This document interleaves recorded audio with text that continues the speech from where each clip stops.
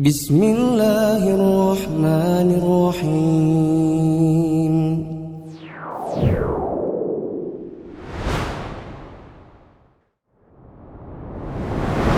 Bismillahirrahmanirrahim. Assalamualaikum warahmatullahi wabarakatuh.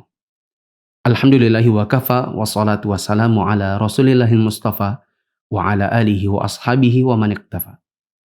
Teman-teman yang dirahmati Allah, pada pertemuan yang lalu kita jelaskan tentang iman kepada hari kebangkitan atau hari kiamat. Dan kita juga wajib meyakini bahwa di antara rangkaian iman kepada hari kebangkitan adalah tentang perhitungan amal atau hisab. Perhitungan amal dan timbangan. Wa ba'dal ba'thi muhasabuna wa majziyuna bi'a'malihim.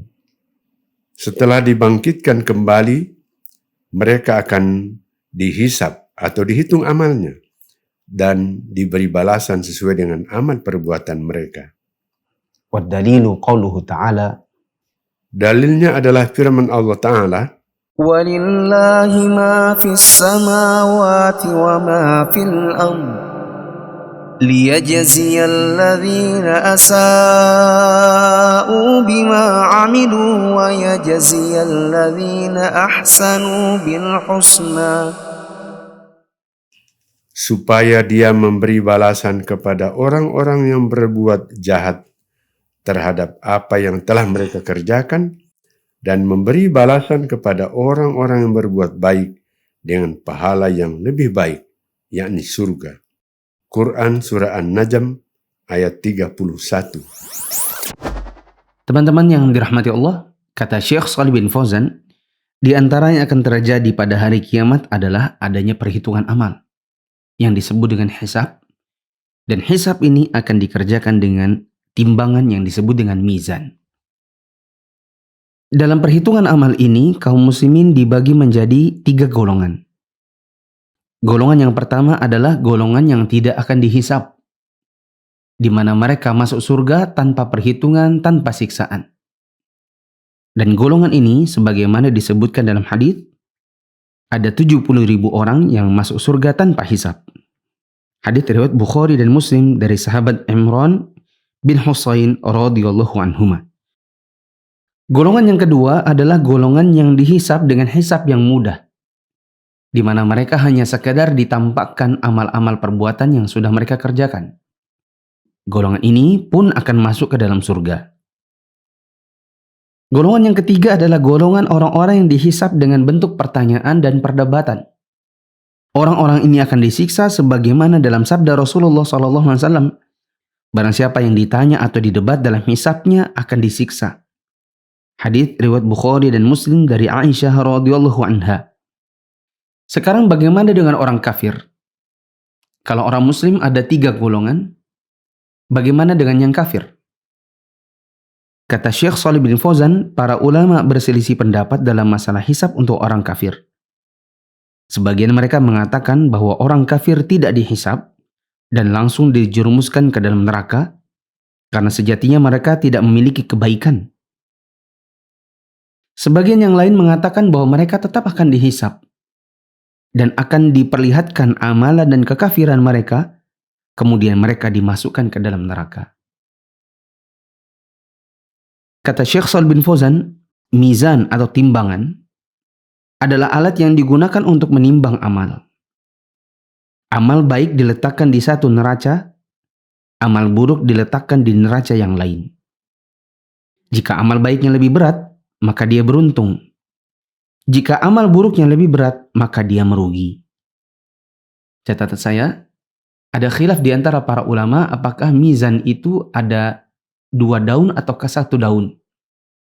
Dan nampaknya Syekh Shalih bin Fauzan termasuk yang berpendapat bahwa mizan ada 2 daun.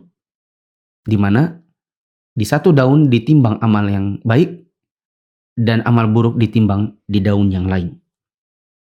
Allah Subhanahu wa taala berfirman, "Faman thaqulat mawazinuhu faulaika humul muflihun. Wa man khaffat mawazinuhu faulaika alladzina khasiru anfusahum fi jahannam khalidun." Barang siapa yang berat timbangan kebaikannya, maka mereka itulah orang-orang yang mendapatkan keberuntungan. Dan barang siapa yang ringan timbangan kebaikannya, maka mereka itulah orang-orang yang merugikan dirinya sendiri. Mereka kekal di dalam neraka jahanam. Al-Quran Surat Al-Mu'minun ayat 102-103. Kata Syekh Shalih bin Fauzan juga, orang-orang yang diberikan catatan amal dari sebelah kanan, mereka adalah orang-orang yang akan menjalani proses hisab itu dengan cara yang mudah. Sedangkan orang-orang yang diberikan Alkitab atau catatan amal mereka dari sebelah kiri, mereka itulah orang-orang yang akan menjalani hisab dengan proses yang sulit. Yang demikian itu adalah perkara yang mengerikan jika kita merenungkannya. Wallahu a'lam bishawab. Selanjutnya, bagaimana dengan orang yang tidak mempercayai akan adanya perhitungan amal di hari kiamat kelak? Wa man kadzdzaba bil ba'tsi kafar. Wa dalilu qauluhu ta'ala. Dan siapapun yang mengingkari adanya hari kebangkitan, maka dia telah kafir. Dalilnya adalah firman Allah Ta'ala, زعم الذين كفروا أن لن يبعثوا قل بلى وربي لتبعثن ثم لتنبؤن بما عملتم وذلك على الله يسير. orang-orang yang kafir mengatakan bahwa mereka sekali-kali tidak akan dibangkitkan. Katakanlah, justru demi Tuhanku, benar-benar kalian akan dibangkitkan. Kemudian akan diberitakan kepada kalian apa yang telah kalian kerjakan. Yang demikian itu adalah mudah bagi Allah. Quran Surah At-Taghabun ayat 7. Teman-teman yang dirahmati Allah, Syekh Shalih bin Fauzan mengatakan, barang siapa yang mengingkari atau meskipun cuma sekedar meragukan datangnya hari kiamat, maka dia telah kafir kepada Allah Ta'ala. Bagaimana kalau seandainya dia meragukan datangnya hari kiamat tapi dia sholat? Maka Syekh Shalih bin Fauzan mengatakan, dia telah kafir terhadap Allah Ta'ala walaupun dia bersyahadat la ilaha illallah Muhammadur Rasulullah. Walaupun dia mengerjakan sholat, menjalankan puasa, menunaikan zakat, meskipun dia berangkat haji dan mengerjakan amal ketaatan lainnya. Siapa yang mengingkari datangnya hari kiamat, maka dia telah kafir meskipun beramal. Mengapa orang yang mendustakan atau sekedar meragukan datangnya hari kiamat atau hari kebangkitan dikatakan kafir meskipun sholat? Kata Syekh Shalih bin Fauzan, orang yang mendustakan kebenaran hari kebangkitan atau kiamat, dia telah kafir karena telah mendustakan salah satu dari rukun iman.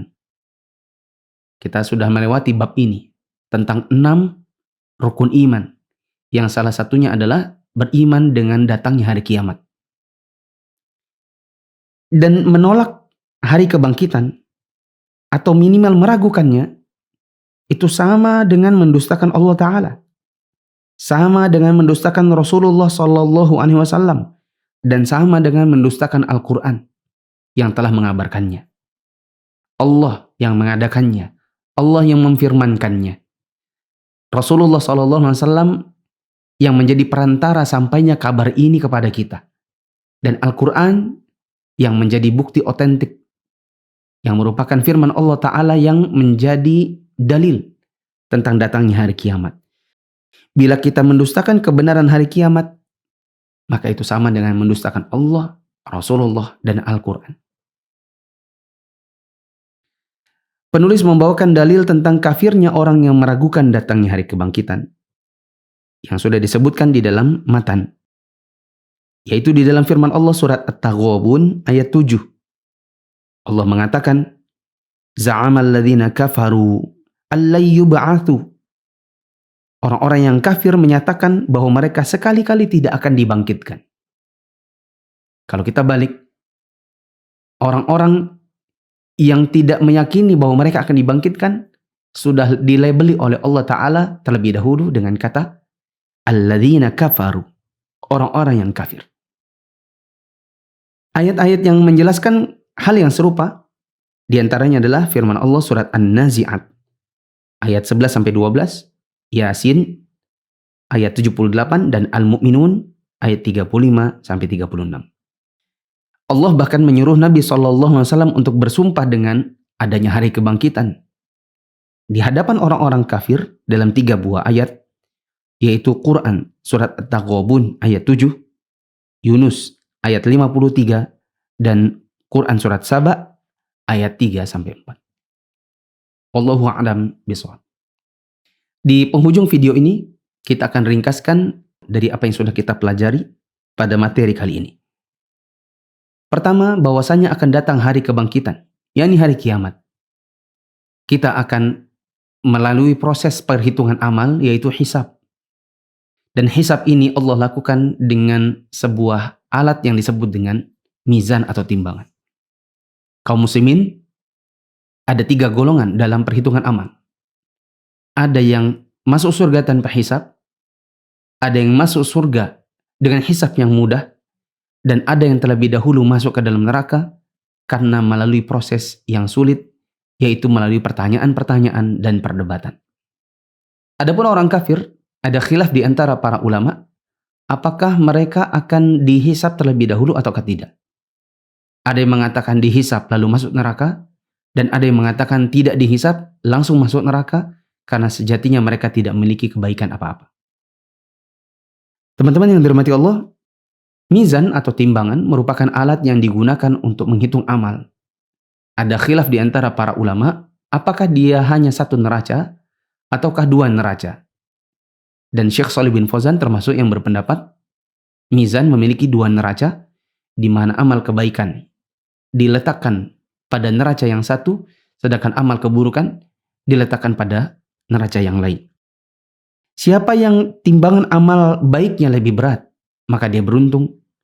Dan siapa yang timbangan kebaikannya lebih ringan daripada timbangan keburukannya, maka dia akan merugi karena diancam masuk ke dalam neraka jahanam.